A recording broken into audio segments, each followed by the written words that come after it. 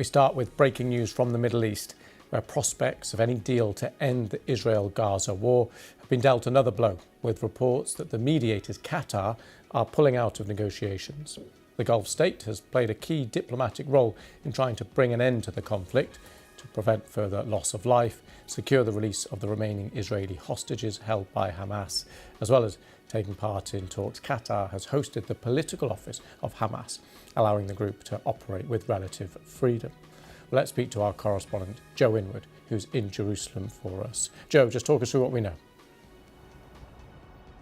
So we've had reports come through in the last hour or so that have come from the Reuters and AFP news agencies quoting a Qatari diplomatic source saying that they are no longer participating, they're no longer taking part, as you were saying, as a key mediator in these peace talks between Hamas and Israel.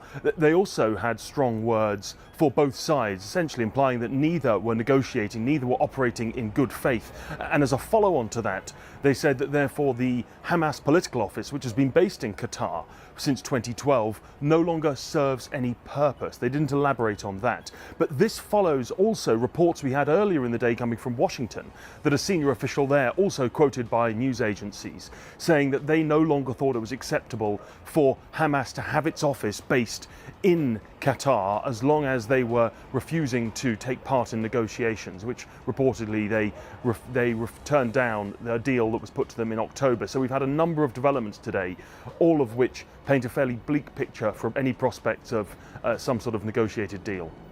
Yeah, so just talk us through what this now means for any potential talks in the future. What are the mechanisms? How could this work?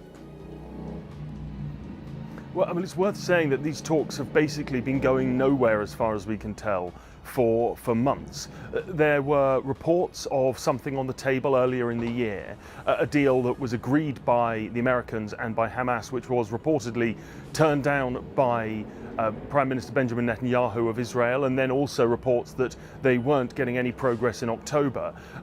We had some suggestion they were going to be restarting, but really they haven't been making any substantial progress as far as anyone can tell for months and months now. And obviously this development makes it even more difficult. We of course do still have the Egyptians. They talk to both sides, and the Americans have been pushing for some sort of improvement in the humanitarian situation in Gaza and for a deal. And it was thought that the attempt to get Hamas kicked out of Doha was part of that negotiating strategy, potentially.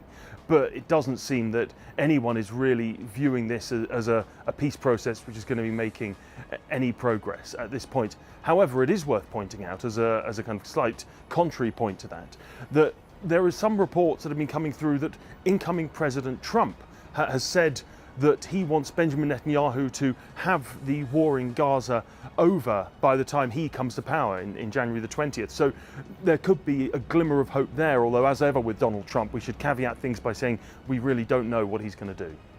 Okay, Joe, thank you very much for that. Well, let's speak now to Middle East Security and Senior Associate Fellow at the Royal United Services Institute for Defence and Security Studies, a think tank, Dr. Hisham Helia. Thank you for coming on the programme. Thank you. What do you make of this moment? How significant is it? So this moment has been coming for quite some time, I think. I think that once you looked at how the Americans had, quote unquote, withdrawn their support for Hamas having an office in Doha, and keeping in mind, Doha had that office because